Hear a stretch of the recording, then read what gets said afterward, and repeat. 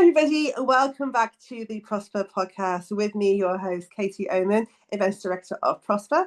ProspHER is the home of female empowerment education. We focus on professional women, the professional journey, and professional support. And I'm so happy today to be having another amazing conversation with an amazing businesswoman. She is someone I know and have worked with quite closely, and I know this is going to be a super fantastic chat. So please welcome my very gorgeous guest for today, the wonderful Sally Lee. Hi, Sally. How are you, my darling? Hi, I'm very well, thank you. Very excited with obviously the book news and yeah, really happy. Thank you. Thank you for No, inviting me on. It's lovely. no, it's awesome. And it's going to be a great chat, like I say. Sally, she mentioned the book there. Disclaimer, Sally is one of my Write Your Magic book clients as well, because you girl does many things, as you all know by now.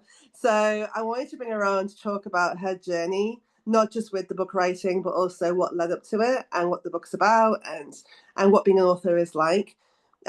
Disclaimer, this is a very real, authentic podcast, so we're not here to be super shiny, sparkly, perfect.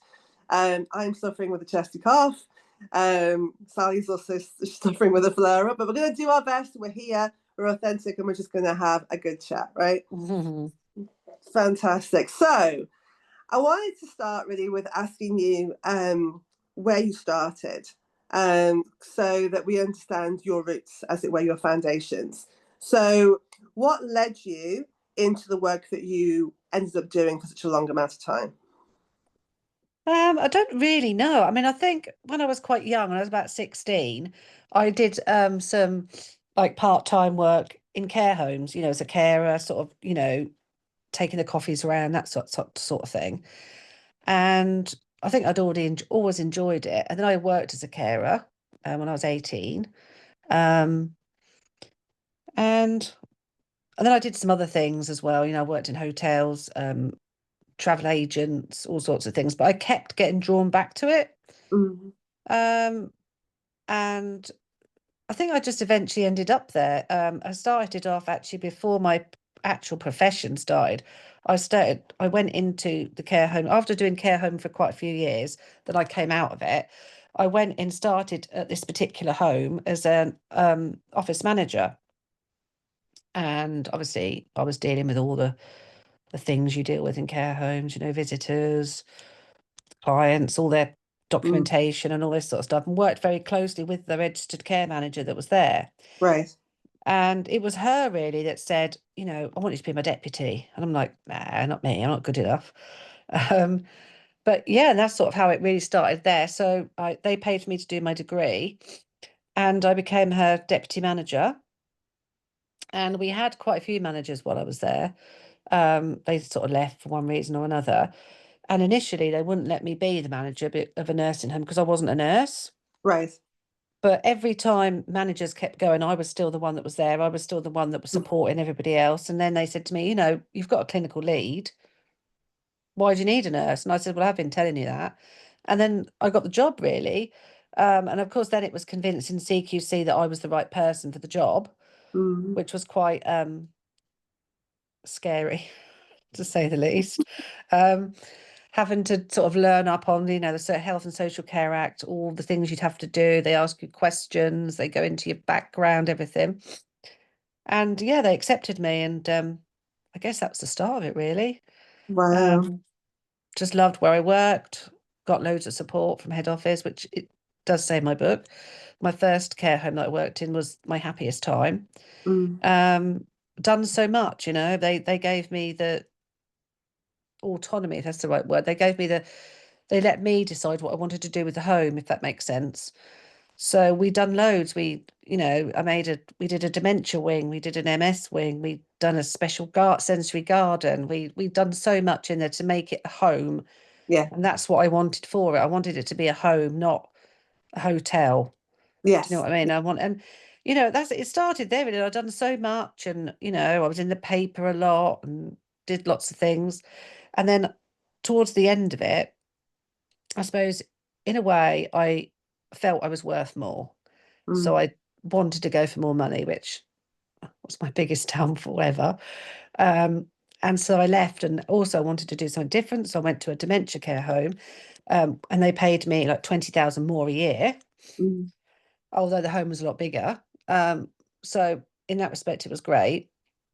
But after about 6 months, it just things changed really. Yeah. The whole the way the providers treat you, their concept and their look on what a resident looks like. Just things started changing. And I think generally within the world they did. And so then I had a bit of a problem with them. So I sort of left, and as I worked through my care homes, um, you could just see it changing. And it Mm. just being absolutely heartbreaking, where people were more of a you know a figure on a spreadsheet. Really, it was like, we need that person in that room. They're not going. They're not doing this. We need to fill the rooms. We need to fill the rooms. It's the money. It's the money. It's the money. It's the money. And even to one point where people were sending their pocket money in, their families were sending pocket monies in by check, and they never even got the money. Mm. And it started to become heartbreaking, quite honestly. And Yeah. I came out of it all for a while, and then I decided that I wanted to, because I did a little bit of this, that, and the other. I did a bit of first response. I worked at the council, done some other bits and pieces, and then I went to an interview for a home care manager. So Hmm. that's managing people to go around people's houses in their own home. Yes.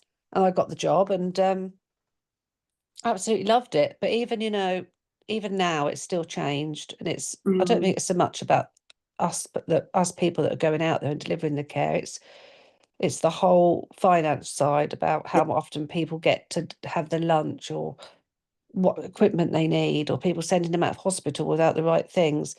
And to be honest with you, it's just soul destroying. It's Mm. not about care. And I always said that I would one day write a book about it, which I have. And I have to say, now I've wrote the book, I wish I'd added more, but there you go, it's another story. Um, and I suppose that's really how it came about, really.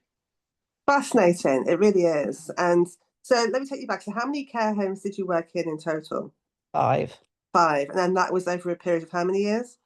20. 20 years. Wow. So, and I know, I mean, obviously I know all this stuff, but I know that it's every care home has similarities, but also massive differences. Mm. Care industry, I think, is something perhaps that has a very, I find that people have very specific thoughts and feelings about that space, whether it's good or bad. And I don't always think it's fully respected or appreciated to the level that it deserves. Mm. So, what was it that the care industry, what was it that appealed to you? What was it that really kept you in it for so long? I think I just wanted to make a difference. Mm. To people. I mean, all through my career, I'd been told I made a difference. I'd done things to support people within the care homes. I'd had one lady who moved her husband when I moved to another home, because she said I was the only person that she trusted with him, Yeah. which was fantastic. And I could see making a difference by doing some of the things that I'd done. Like when we made the dementia wing, I knew that I'd made a difference because they'd got the things they needed, and to help them within their lives. And as much as the many times that I was pushed down, I guess I just thought, I've got to keep going. I've got to advocate for these people that can't speak for themselves. Do you know what I mean? Mm. And in the end, it just takes a toll on you. It took a toll on my life, on my family, um, and I became quite poorly at one point, because you just feel like you're banging your head on a wall. You're telling the providers, the owners, the commissioners, the social workers, all these people. You're telling them, these people better than them. You're telling them what they Yeah. need. Yeah. And they're just like, there's no money. Find the money then. Let's find another solution. Mm. Or it's, no, that can't be right. Or it's just, I just felt that nobody really wants to help these people anymore. They don't, it's not their fault they go into a care home. And it isn't just the elderly, it's people that are young as well. Yeah. People that have got cerebral palsy or MS, or any of the mental health illnesses. They go into a care home, and I've dealt with those. Yeah. And it's not their fault, but why should they lose out on what they want to do because of it? 100%. I totally agree with you. I totally agree with you. So that's kind of my question is, why do you think, in your opinion, that the care industry is not taken with the same respect and reverence as perhaps other industries? Because I don't think people care. But why is that? I mean, I don't, it's so interesting. I There's generally part just of don't me. know. I think it's all in my opinion, as I say, I'm not saying I'm right. In my opinion now, it's all about money. They pay so much a week. I personally have a mother-in-law in a care home, and her care home fees are over £5,000 a month. But do I think she gets that value for money? No. The care home is lovely, and I wouldn't diss it at all because Mhm. they do the best for her. But and again, I know as being a registered care manager how much their hands are tied. Yes. I don't know why people don't. I wish I knew, but I don't. Is it difficult for you, having been a care home manager, to now have a relative in care? Do you Oh, feel 100%. sometimes that you want to kind of, because I'm thinking, and I know it's a very different thing, but the analogy that comes to mind is like once you've learned to drive and then you're in the passenger seat, and it's really hard because like you're putting your foot down on the imaginary brake that is not there. Do you Mm, feel like you want to kind of lean in and you can't? yeah. Has that caused challenges at all? Um, no, I don't think it has. I try to keep out of it really because I know if I start getting involved, I'd be like, oh, that's it. I'm going to do, CQC and, all this sort of stuff. I try not to because, I mean, one, she's not my mum, although she's my mother-in-law and I care about her deeply, I try not to. In fact, it's gone the opposite way for me because she's got really severe dementia now, Hmm. and I struggle to go in there Yeah, and see her because I think I know what's coming. yeah, yeah. My husband was there the other day, and I said, how was she? And he said, well, I walked in, and there she was with the toilet door open, and I saw my mum's bum, and I'm like, well, where were the carers? And he went, precisely. And I was thinking, now had I been there? Do you know what I mean? So I tried to take a bit of a Mm, step back because I know what I'll do. You're right. Once you've been there and done it, you know where are yeah, the carers. Why is there only two people sitting up here? Why are, things question you all the time. yeah, yeah. I do wonder whether there's a part of society perhaps that's kind of an underlying thing that we don't talk about, whereas older people and also people with underlying health conditions, it's almost like, sounds awful, but there's a feeling in me that's like put them out of sight, out of mind, kind of way. There's somebody I else's agree. problem, and I think maybe that's where the industry. I mean, I told you ages ago when I was looking for work, and one of the jobs that was always on every week was care home staff, Yeah, still the and same. it's the pay that is offered is, and now knowing, especially after working with you with your book, I know that the pay is not, it's not comparable to the amount of work that they have to do. It's like it really feels like it's just not taken seriously at all. Mm. No, it's not. And it doesn't matter how much we say as managers. I mean, I know loads of managers, the ones that I've worked with, and we all say the same. It doesn't matter what you say. It doesn't matter if you ask for more money or anything like that. Mm. It doesn't matter. They don't take any notice, you know. Yeah, it must be very difficult. Very difficult. I mean, I know, having worked with you, like I say, and I know a lot of the stories in the book, which we'll get to in a bit, but um, there was a lot of moments of challenge when it came to patient care or resident care, I suppose, and money. And can you talk about some of those things, the stories that you had that actually where you had to compromise the residents because there wasn't the finances there to take care of them properly, perhaps? Oh gosh. I kind of put you on the spot, but You have really, yeah. I'm just trying to think. I mean, I'm not so sure about finances being there, but there was certain incident where we had a gentleman who um, needed suctioning and he needed lots of support. And this particular home that I was working in was a residential home. And now, for those of you that don't know, a residential home doesn't have nurses. It's just carers, senior carers, that sort of thing. So this man was in a residential home and we were constantly phoning the ambulance. They were coming out and the ambulance was about half an hour drive to the nearest hospital from where I was. mm, I nearly slipped it out then where it is, but there we are. Um, Anyway, this kept happening, and I just thought, this poor man, this can't keep happening to him, because I was there holding him in my arms. Carers were holding him as I tried to keep his breath going. And I'd spoke to his wife and said, this can't happen. He might have been here a long while, and this is his home, but it's not the best place for him. He needs nursing care. Mm. So basically, it was all arranged that we'd found us nursing home. I'd gone through the process with her. I'd spoken to the new care manager at the new place, and he was all ready to move. And on the day that he was due to move, my immediate bosses had turned up unannounced and really were wondering what was going on. And oh my God, they flew into me. He can't leave here. What about the money? You've Mm. made a void. You need to fill that bed. And I said, sod the void. This is this person's health we're talking about. Yeah, And I suppose that's sort of what you're asking me. Where, and again, like I said, this is when it got to the point where you just think, this is a person here. yeah. You can fill that bed in a week or two. What's the rush? I was one trying to look after this person's health and what was in his best interest, but they were interested in more in his money. Yeah, it's very difficult, isn't it? I suppose the argument would be, if you were speaking to people in the top of the tree, as it were, they would argue that private care means that it can meet higher standards than perhaps nationalized care. Because that I'm just, I'm exactly, that's the whole point. I'm sure they would say, well, nationalized care, we had it and it wasn't great because X, Y, and Z. So we privatized it. And so now we can offer uh, more care that's tailored perhaps to the needs of the residents. And yet I know from your experiences that's not been the case. Well, it can be the case. It can. I know from your first care home you worked in, it was a much more positive experience for you and the residents. But I also know Mm, that it's not been the experience everywhere else you've been. no, that's right. I mean, the person, whoever you are, whether you've got a small room, a big room, whether you come in on social funding or you come in on private or whatever you come in on, you get exactly the same care.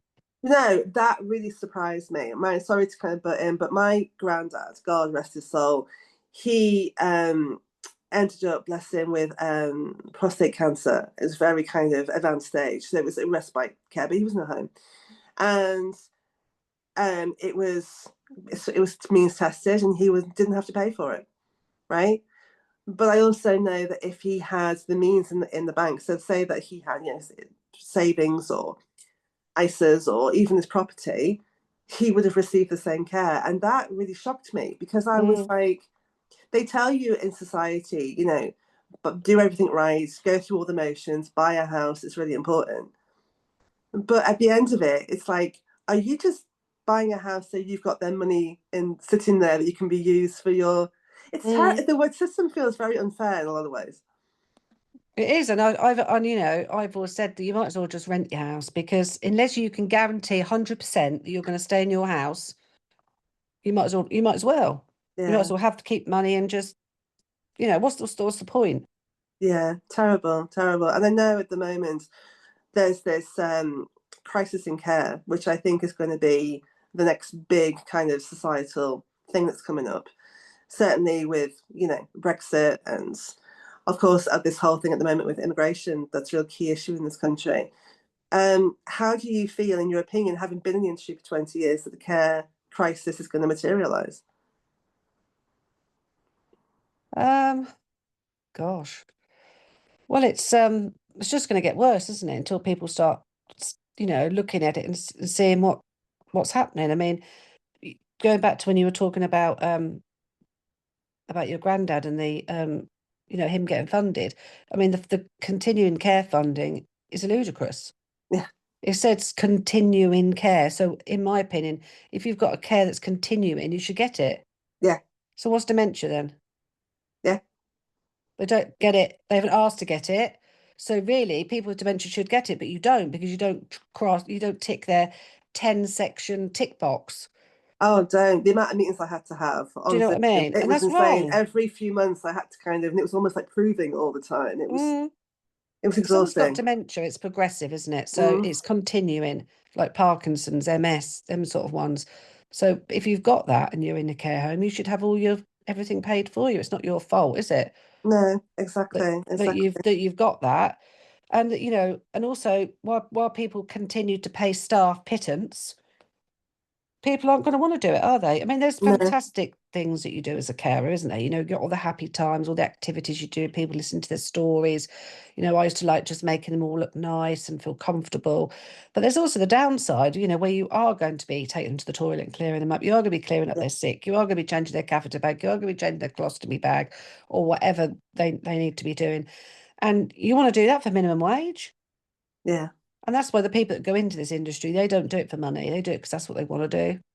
Yeah, and absolutely, 100%. So from a carer perspective, absolutely. But it's the value of the work. Mm, The value, it's the respect of saying that we value what you do because we appreciate how difficult it must be. So mm, let us reward you, in respect of that. And it doesn't happen. And that's why I see that the turnover of staff in some care homes can be insane. It's of like a course it is. revolving Yeah. door of staff. Mm. What is it? Sorry, go on. No, come on. I just think it's a ludicrous the whole system. I mean, now nobody wants to do the job, and then you bring people over, which I've done before. I've had two lots of cohorts over from Mm, like Romania and Nigeria, and they've been fantastic carers. They yeah, really have. But then you've now got the problem with there's different rules now.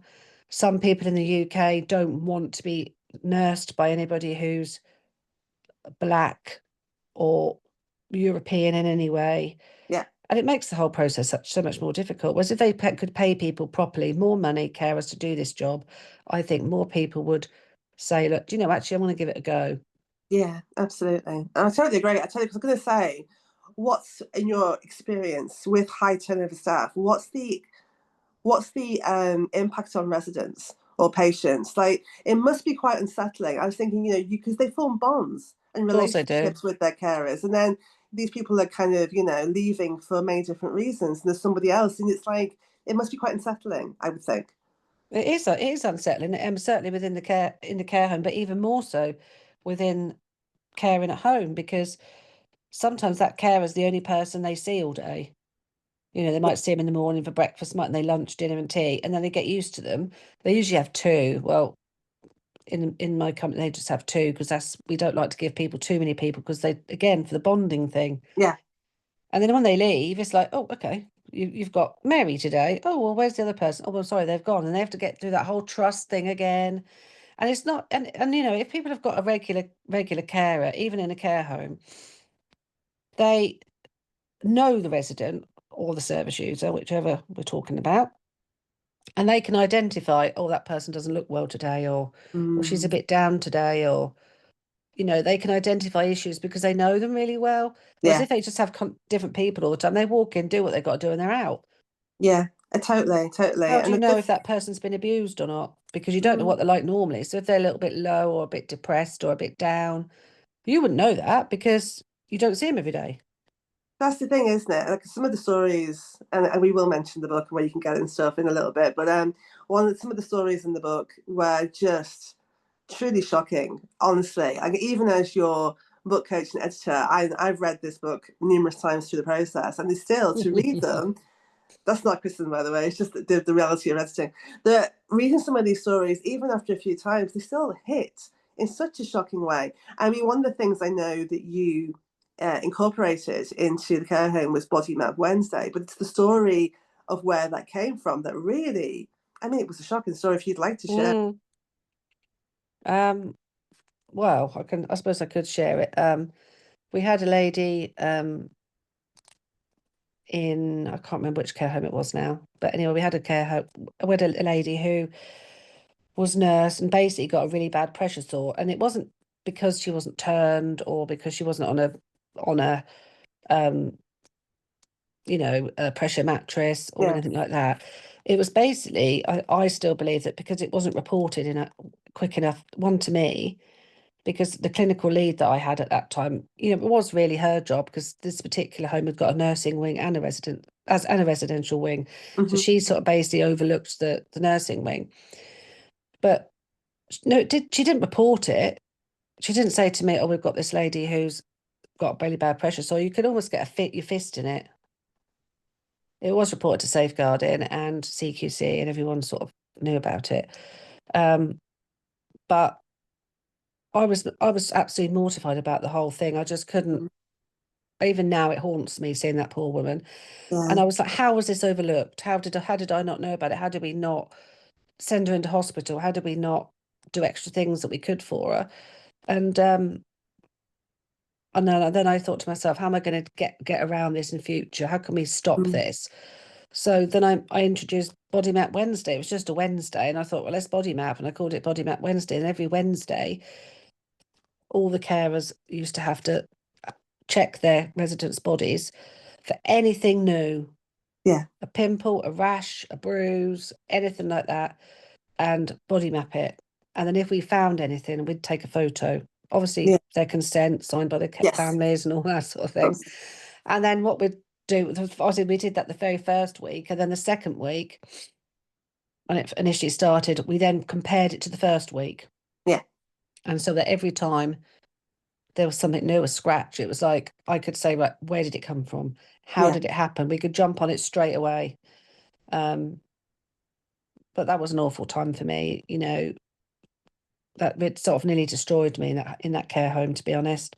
Mm. Because I did obviously get the blame for it because I was the registered manager, but in some ways it wasn't my Well, blame. that's the thing, isn't it? I know that they tried to get you in for a disciplinary, and That's right, I yeah. know that one of the key things that you did, and this is a real, I think, great takeaway for anybody watching this, is make sure you have your own back, right? It's like, to cross all the T's, dot all the I's, but keep records of everything. And that was Yeah, really one of your big saving graces, was that you had done that, hadn't you? yeah, I had done that.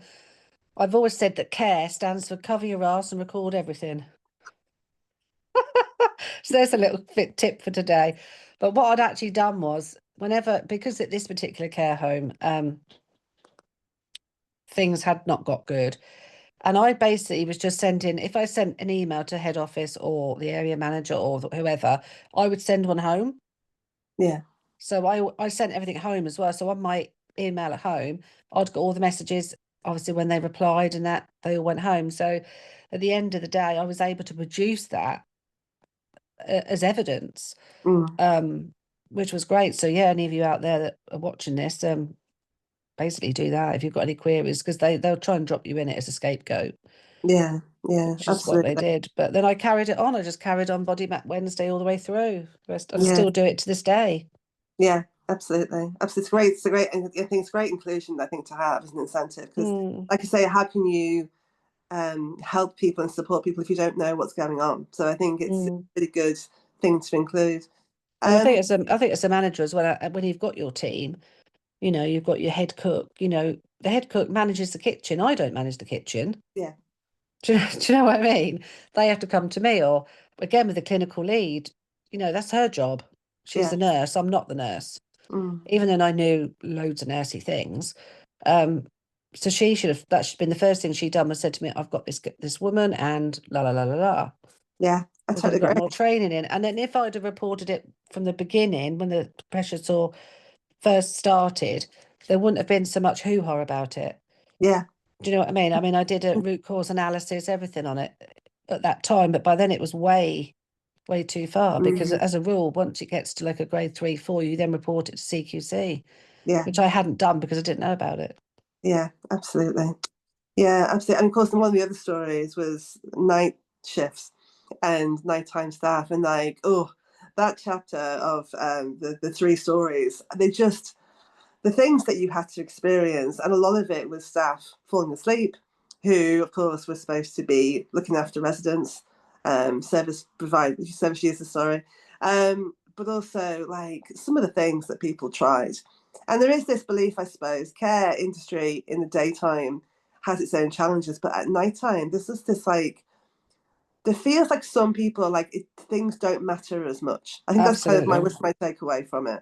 I mean, it must Yeah. have been horrific to go in. And if you want to not share all three of them, if you want to kind of share one of them, so we get some kind of idea of what I'm talking about. I don't know if I do. I think I'd rather than read the book, if Read that's the all book. right. Ooh, she's kind of okay. Ooh, I'm getting all okay. So defensive now. Yeah, it's not. No, it's not that. I have to just explain to people that it's quite emotional for me to go back on some of these things and talk about them. yeah, of So course. yeah, But yeah, to go into somewhere at night and find people asleep or on a residence recliner, or Yeah. it's not nice when it's their job. I mean, I think some night staff just think it's easy money.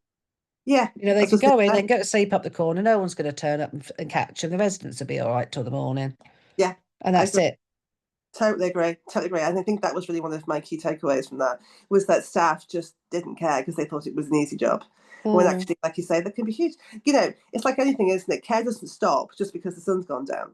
Things happen no. at night time and the staff have to be present, right? So yeah, it was shocking to read. And we've mentioned the book quite a bit, so let's kind of get into it. So for those who don't know, obviously Sally has written a book about all of her these experiences. And so tell us about the book and tell us how it came about. Well, as I said to you earlier, with my career, I decided I wanted to write a book after I'd been managing care homes with all the things I've been through. And Mm, I met a friend that I made at joint pain class, and I met Kate. And together they helped me, well, mainly Kate helped me get my book together, which is here, Confessions of a Care Home. I'll just get that in on Amazon. absolutely. And it's just really, it's about my feelings. It's about my journey through the 5 care homes, really, with some of the stories that I feel that people would like to read. Um, I've had some feedback from a couple of people that have said they liked the book. They said that it's very much about me to start with and about my feelings and things like that. But then the story kicks in, Mm, which is great. And that's good feedback for me.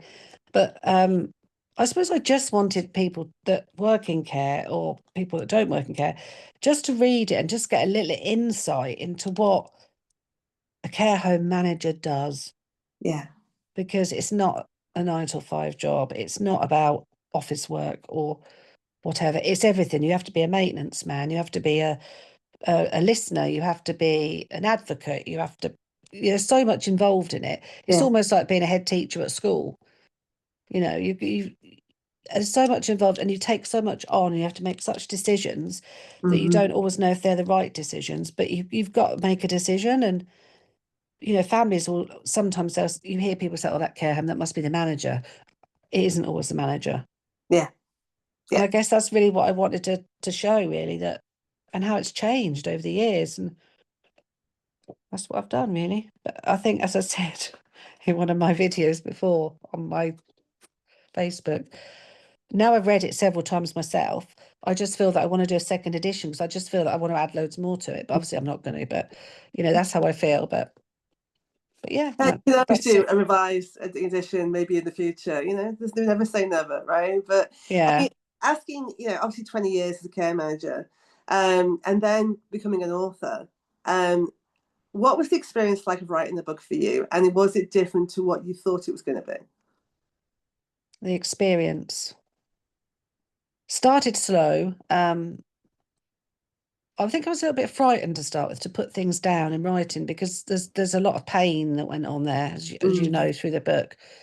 Um, but actually writing it, I feel healed, if that makes sense. I feel that I've got it off my chest. I've got a lot of pain off my chest, so I'm glad that it's out there.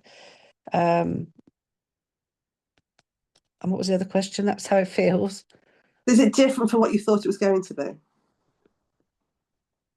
What, the feeling or the Yeah, of book? writing it Yeah, first. no, yeah. I suppose it is really, and it's prompted me now to sort of keep writing. I've now just joined the Norwich Writing Association. Hmm. Um, one of my friends is there, and she asked me to join, so I did. And so I'm sort of starting to get more into writing in general, which I really like.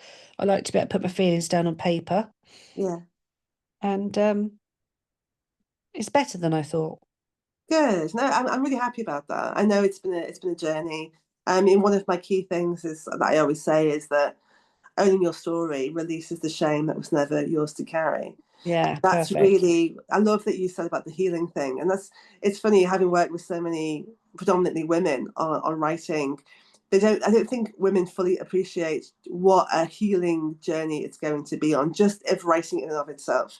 Because like you say, you're not only addressing things, but you're also processing things at the same time in Yeah, a way that absolutely. perhaps you haven't done previously. So, I mean, that's, the thing, isn't it? We talk about these stories now. Did you find that writing them down allowed you to kind of get back into them and see them differently? I think so. Yeah, I think that did really.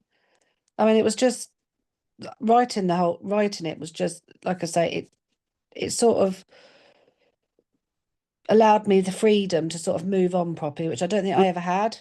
Yeah, Um, yeah, and you know, you reflect on it, don't you? And should I have done that differently, or should I have done this differently, or why did I do it that way, or actually I did do it the right way, or why were the providers like they were? Why weren't they more supportive? And it's not just me. I know, say I know other people that manage care homes, and they're exactly the same as what I feel. yeah, yeah. You Absolutely. And know. that's the thing about being the voice, isn't it? About putting this out Mm. there, being, And that's all I want to do. I just want people to read the book, listen to the podcast, or whatever they want to do, and just stop for a minute and think, actually, she's right. The care home industry has to change. yes, 100%. We talked about that a lot, didn't we, while we were working together, is Mm. a policy change. There has to be greater advocacy here. And like I say, the crisis in care, I do wonder whether there will be big discussions coming up. And I do think this book is a real key part of that, which kind of was one of your original intentions, wasn't it? Yeah, absolutely, absolutely. It What was the was hardest thing? What was the hardest challenge about writing for you? being brave enough to do it. Ooh, what does being brave mean to you? Um, I think I was sort of scared to write it down at some point because I suppose I didn't think people would believe it, how bad it was. Mm, Um, and then I thought initially that I'd have to name the places, but then I thought, no, I don't have to name anywhere. I can just talk about it. No one knows where they are. Um, I think I was scared because I thought maybe someone might challenge me on it, but then I thought, well, it's the truth. It's how I remember it. It's a memoir, isn't it? yeah. Do you know what I mean? So Mhm. yeah, I guess I just felt brave. Is there any areas of your life, aside from writing, where you've had to step up and be brave for yourself? I think it's a really good question. I think bravery is something perhaps, and courage that, and resilience. They're these words that we kind of just throw around. But has it showed up for you in different areas of your life? And how do you feel about yourself as a brave woman now? Oh, blimey, Katie, honestly. What question? Well, at Let's the ask the moment, big questions. It's good. uh, well, I think I've also been a little bit brave in the way that I have also just started my own business. Mm, Um, I have realised that I want to come out of the care industry because of how it is, and also because I've got a few illnesses that I struggle with, and I have always liked having my lashes done and my nails and things like that. So I went and got qualified as a lash technician and to do brows and waxing, and I have got a little salon in my back garden that's amazing. so Bless that I can be brave because I don't want to be one of these people that are in bed all the time being ill. you. Mm, I'd be bored. So I wanted to have something that I could be flexible with and go into the garden and invite people in and do a treatment and talk to them one to one so I could still meet people because obviously I don't meet as many people now that I work from yeah. home. And I wanted to keep communicating with people. And I thought that's the best way to do it. It was to do something that I loved, more of like a hobby job, if that Mm, makes sense. yeah. And I've met some amazing people, people that are poorly like me who would rather go to a salon on a one-to-one than they would be in a big noisy environment, which is just like how I am really. Um, so taking that step was you know, quite brave.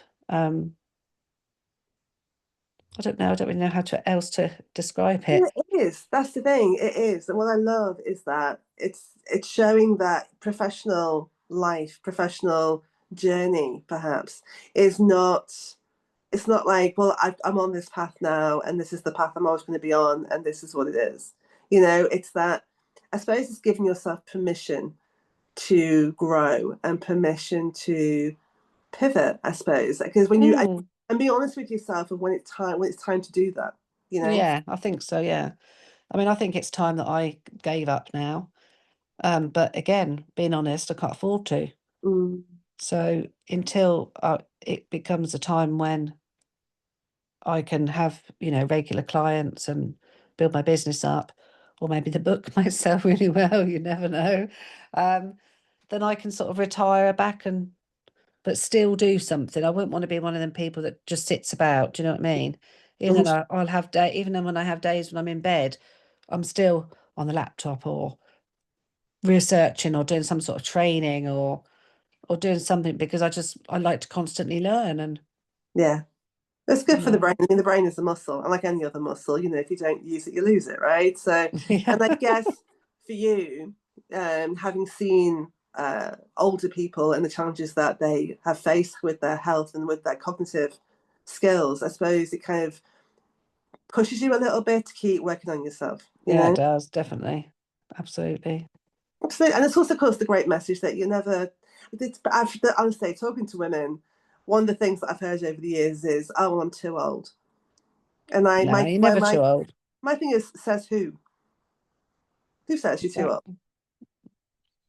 I think you just have to do what you want in life, don't you, really? Sod everyone else.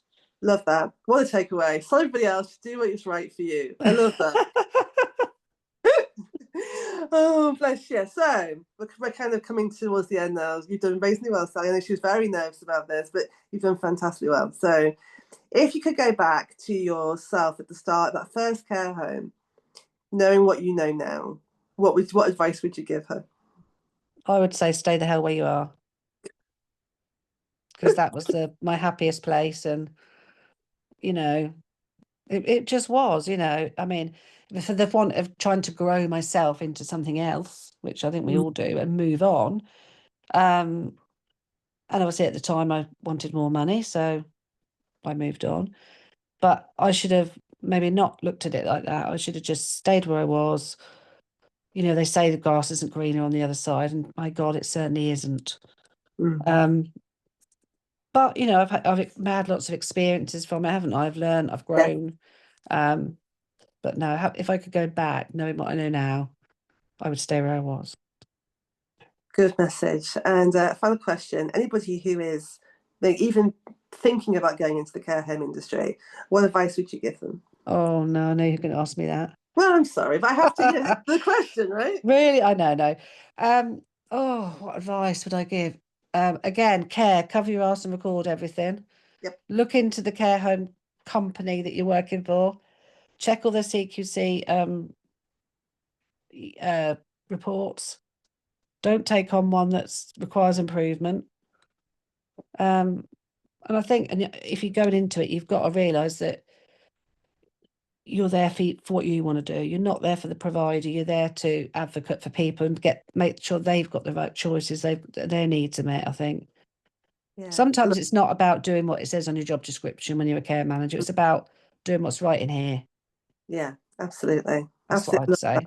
I love that. I love that. There's some really good messages there. And I think it's, again, not to dismiss the industry as a whole, but to see it perhaps through the lens that you've spoken about and understand that there is rewards there and there is benefits to doing that kind of work. But it is, like you say, care, cover your own ass at every step, right? Absolutely. Oh, thank you, Sally. So, look, where can we find you and where can we find the book? Because I'm sure people are now kind of intrigued and want to know all these stories. So, where can we find more about It's you? on Amazon at the moment and on paperback and on Kindle. So it's Confessions of a Care Home by Sally Lee, and I'll put all the stuff down in the description. So go and check it out. It's an amazing book. And so yeah, what's next? So you mentioned do more writing. Yes, recently I'm actually going to be entering a competition Ooh. um, for the Writers Association. So I'm going to be writing a little story as a competition. And I've already started on my second book, which is going to be on a similar thing as this first one, but it's all going to be about what goes on with care at home, which Which is is a a whole lot different thing. worse. Yeah, I can So that's going to be my next book. So as I say, hopefully you'll be working with me with that, and that'll be exciting. Very exciting. And it's an honour, Sally, honestly. Just thank you so much, honestly, for chatting to me today. I knew it would be a good conversation. I hope it wasn't as scary as what you were scared. No, it wasn't as scary. No, Good. thanks. Good. You're very welcome. And to everybody watching, I just hope that you found this as interesting as I have. And like I say, if you want them more, go and check out her book. It is a really, really good read, and really opens up your eyes to a lot of things. So just thank you so much for watching this, and thank you again to Sally. And Thank you for having me. thank you, and we'll definitely see you on the next one. Take care of yourselves, Okay. everybody. Bye. Thank you. Bye-bye.